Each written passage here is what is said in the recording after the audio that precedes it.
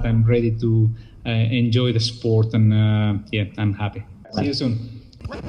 Guess who's back? He's back. Yes, you've heard that right. Fernando Alonso is officially returning to the grid in 2021 to Renault. And let's waste no time getting into exactly what was said, because we have a lot to get to. Here's the official statement made by Renault as presented by Cyril. His presence in our team is a formidable asset on the sporting level, but also for the brand to which he is very attached. As a part of this official announcement, Alonso was quoted and echoed the same sentiment. Renault is my family, my fondest memories in Formula One with my 2 World Championship titles. But I'm now looking ahead. It's a great source of pride, and with immense emotion, I'm returning to the team that gave me my chance at the start of my career, and which now gives me the opportunity to return to the highest level. He has a little bit more to say, and more within Renault actually come out and have more positive words. Amazing comeback story. Happy camps all around. All is well that ends well, right? Alonso's return has certainly parted the aisle. This video will be aimed at addressing my thoughts on how this came to be. Because if you follow my channels, you'll notice this is something that I have habitually talked about since Sebastian announced that he was leaving Ferrari at the end of the season. To many of you, I have a grim look on the 2-time world champion Fernando Alonso. I mean, alright, I get it, that's fair. But in reality, I quite like Nando as a racer. I've always been keen to see his reemergence, especially at Renault in 2021. So even if you disagree with the decision, even if you don't like that he's back, all I ask is that you view this video with an open mind, number one, and number two, every time you talk about this, just try to understand maybe why Renault actually even came to this decision in the first place, because that's where all the interesting bits are. We're going to focus specifically now on a couple of the most popular negative reactions to this deal. And doing it this way, hopefully this makes you more receptive to my final arguments here at the conclusion. Objection 1. Alonso wouldn't consider a losing seat driving a car that can't win races. Well, unfortunately, in this situation, if that's what you thought, you'd be wrong. At least we have history to point to that. And not just once, but twice. Okay then, we good here? Next. No, but seriously though, when it comes to Alonso, I'm not really sure where this idea stems from. For Fernando, it's never really been solely about winning. It's about his legacy. I mean, the guy came back to a 2008 Renault team that only scored a combined 15 points more as a constructor than his personal tally alone in 2007. And his return to McLaren was on the back of Button and Magnussen's 2014 season that had produced 2 lonely podiums. And it just so happened they were at the same circuit in Melbourne. And if you actually stop and think about Fernando's career, he's always done this. He's been willing to take a risk, but he's had to, because he's always smack dab in the middle of someone's dominance. For Michael, he had to find a way to disrupt the Ferrari red wave. His subsequent move to Ferrari in 2010, well, that was right at the beginning of Sebastian Vettel's run. And seeing the progression of the RB5 start to give Button headaches, and then by the end of the season, it looked like the Red Bull had the best car. Well, I'm sure he saw the writing on the wall, and he needed to make a move. That pull rod suspension, among many other elements that Adrian knew he was implementing, was going to be tough to beat, especially at the hands of a rising Sebastian Vettel. And while he was never successful in usurping the young German as the champion, he certainly made it difficult a couple of those years. And as for the McLaren move in 2015, well, he might have been just a little bit too early. But that's the problem with the growing gap from the midfield to the top tiers. He had just come from Ferrari. He's not going to get a seat at Mercedes. Where's he going to go? To Red Bull? And speaking of, because it does have marginal relevance today with Sebastian Vettel, Helmut Marko has been fairly consistent about this matter. And ultimately, while I personally am not entertaining any ideas of Sebastian Vettel making a return to Red Bull, while the insane silly season of 2014 was occurring, Helmut Marko was quoted by an Austrian broadcaster saying the following: "This is a better solution than to have a star in the final years of his career." And he was specifically referencing the promotion of Daniel Kvyat. And it wasn't just fans who got this wrong based on this premise. Recently, on an episode of F1 Nation podcast, Mark Webber was riffing about his former rival, and he really hit the nail on the head in my opinion. We know Fernando is extraordinary. He's had an insane career, but it's not at his peak anymore. It'll be harder for him to do what he did in the past. A Fernando at 9 out of 10 is clearly still good for someone to have, but Alonso is a serial winner, and being mid-pack is what he left Formula One for. And while I agree with most of the sentiment here, I think number one, Webber misses something pretty important, which is the strained relationship with Honda. I think a lot can change in 24 months, especially at the twilight of your career, knowing this may be your last entry. If the goal of Fernando Alonso is to drive again, well, at some point, he's just going to have to pull the trigger, and I think this might have been the situation. And while I can only speculate, of course, I feel like some of this has to do with Fernando thinking of the end game. What is beyond this? What's the exit opportunity of driving for Renault? The team have been adamant about their future in F1, The interim CEO had this to say just a short month ago. And while many may cite his waning driving ability, what you're going to have trouble knocking is his political savviness within an organization. And again, some will say it's negative, and we have to respect that that's a point of view, but you have to admit, he's at least influential, good or bad. And with that in mind, it makes a lot of sense, and it's a perfect fit for Fernando Alonso to slide into an executive or a long-time consultative role with the team. Should he end this current contract in relatively good fashion, there may be an opportunity to slide into a role similar to Alain Prost. And this wouldn't be the first time this has happened, of course. It's impossible to forget the late Niki Lauda at Mercedes. And a little bit more behind the scenes, we have double world champion Mika Häkkinen, who signed with McLaren, the team he won his 2 titles with at the end of the century, offering up yet another case study of a driver who can continue their career without actually being behind the wheel of the car. And we'll only know once Alonso gets behind the wheel. But should it go well, this would be brilliant for Renault to lock down. So in summation, this has offered up all of the things that Alonso has always made these career decisions based on. This is nothing new, and this is actually in line with the things he's done in the past. Not to mention, and again I'm speculating here, but he could be able to secure something nice, cushy, and long-term that keeps him in motorsport, that maximizes his sway and voice, and still gives him the freedom to pursue the things he may want to pursue, maybe another racing career in another class perhaps. Objection number 2. But what about the young drivers that the Renault Sport Academy has waiting in the wings? Yes, it's true. Cyril did say he was going to be considering his young drivers more in the future in positions for the Renault seats. And for the sake of thoroughness, here are the drivers that are currently occupying a seat at the Renault Sport Academy. And in no particular order, we have Max Futrell, who competes in F3, Christian Lundgaard, who competes in F2, Cal Collet, who competes in Formula Renault, Guan Yu Zhou competes in F2, Oscar Piastri competes in F3, and Hadrien David, who competes in Formula Renault as well. In my opinion, of these drivers, there's only one among them with the perfect intersection of super license points and the genuine pedigree in terms of experience at the highest level, in this case F2, for such an enormously important role, and beyond just classification as a constructor. I'm talking about the future of the Renault Formula 1 team, and that's going to be Zhou in my opinion. And to further speculate, Cyril's push, especially in 2019 at the start, for promotion among the driver academy, this really made the most sense when the ranks were graced by the highly rated French racer Antoine Hubert. Reeling off his GP3 title, his move to F2 was met with an unfortunate and truly tragic accident in Spa in 2019, which took away a very promising young driver destined to play a hand in a potential comeback of the French outfit back to its glory days. His rookie campaign in F2 was indeed promising, racking up a pair of wins, the only rookie of the vast field to do so. And as tribute, the top driver in Formula 2 without recent experience in that formula would be given Hubert's eponymous award to reflect and honor his achievement and to ensure his memory lives on. And the inaugural winner of that award was Guan Yu Zhou. And if you'll recall, just a few short months ago, Guan Yu Zhou was the winner of the first Grand Prix at the Bahrain circuit. And this was a nice little reminder of the driver that was capable of doing what only one other driver did that season, and that was the eventual champion of Nyck de Vries, both of them being the only drivers to score 5 podiums. But Zhou did it at 5 different circuits in 5 different weekends, whereas de Vries had one occurrence where he would snag a podium for the feature and the sprint race, and that was at the Red Bull Ring. And to top it off, all for good measure, Guan Yu Zhou would be China's first full-time F1 driver. And there have been other Chinese drivers who have paved the way. Guan Yu Zhou would be the first to make his way through the natural progression cycle and earn full-time status. And with that region playing a critical role in the future of Formula 1, this would be an all-around smart move for Zhou, Renault, and Formula 1 as a whole. Even with all that said, the problem is, this seat needs a sure thing, now more than ever. And what's not guaranteed, P4 placement in the F2 championship, because that's what he would need to qualify for enough super license points, which would be a very tall order indeed, and a major progression in his results from the 2019 season. That's not to say it's not possible, or even likely that he'll be able to make a major jump forward, but P4 is difficult, and even still, it's just not a wise move to bank on that. And the arguments that say, well, you should wait, that's not smart either.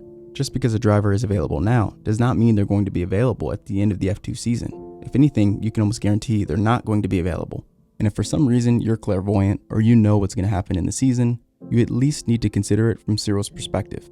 He has a fiduciary obligation to the board and to the shareholders to make these prudent decisions. Lest we forget, the French government owns a 15% share of the multinational parent company Renault. More objections around this centered around the fact that, well, you can just pick up a driver like Nico Hülkenberg or someone else. And I've said this in the past, Nico Hülkenberg makes a ton of sense.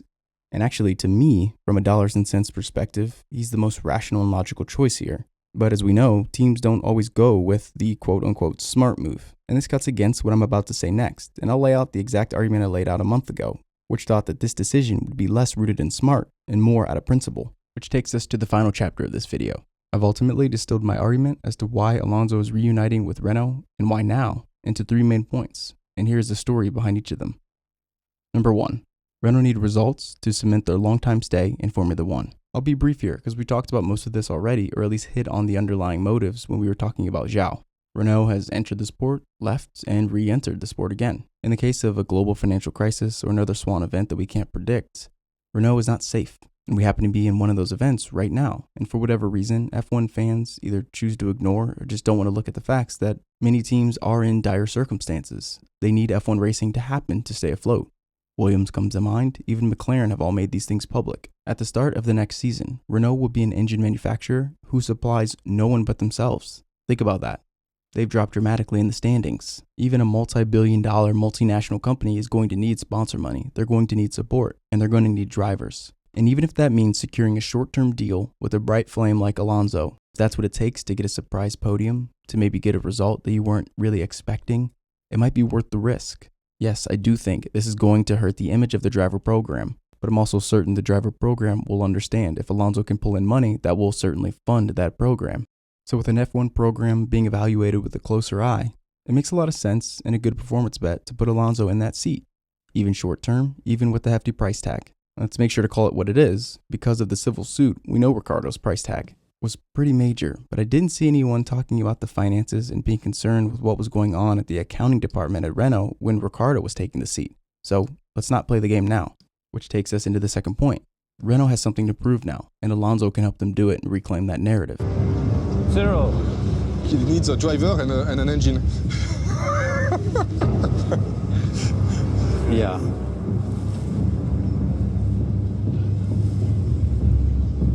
So have you got any money to spend on your engine now? You spend it all on your driver? I've got plenty of money. The French state has a fairly substantial stake in the team. That matters. Cyril's representing the entire country in a way, and being made to look somewhat foolish being caught out as the ones who were dropped not once, not twice, but 3 times. It's always made all the sense in the world, at least to me, that swift, overcompensating action would likely take place in order to rectify this. And here are those 3 separate occasions I just referenced. The first fiefdom was a battle between the team bosses themselves after a long-running feud between Red Bull boss Christian Horner and an abysmal reliability record of the cars they had in 2018.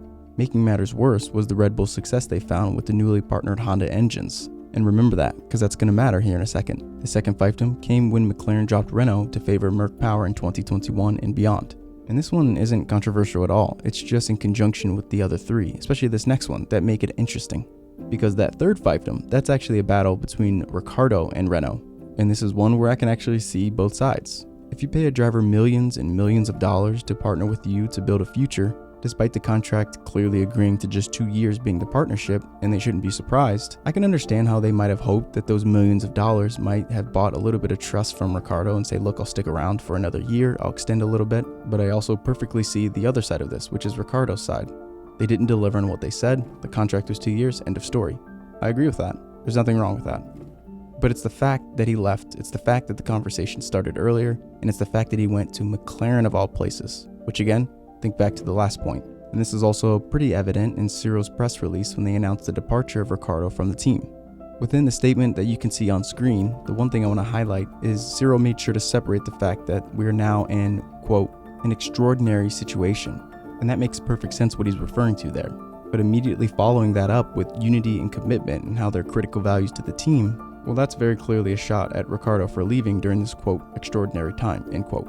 So it's not just me looking for something, you can see it in his language here. And if you have a disagreement about that, let me know in the comment section below. Do you think that this is misinterpreted? I still think it's him taking a shot at Ricciardo. So we have an engine manufacturer who all of their customers have left. We have a team boss who feels that his driver left him out in the cold and betrayed them. Going to the team that just dropped him as a customer, and piling onto that, you have a rival car and 2 team bosses that are feuding with each other. And somehow, in each situation, Renault comes out worse for the wear. But now it's their turn to get on the offensive, and they can with Alonso. Hopefully these first 2 points at least explain why Renault might consider Alonso in this situation, because that goes a long way. That's really important here. And the next point has to do with Alonso and a specific story as to why he would consider Renault in this situation, because it has to go both ways, and ultimately how they share common enemies, for lack of better words. Number 3. Alonso has unfinished business with Honda. What you can't take away from Fernando, whether you love him or hate him, is his love for theatrics. It's what makes him so entertaining. He plays the media perfectly, but he's subject to the occasional outburst, like that time in Suzuka when he criticized Honda's power unit at their home race, no less.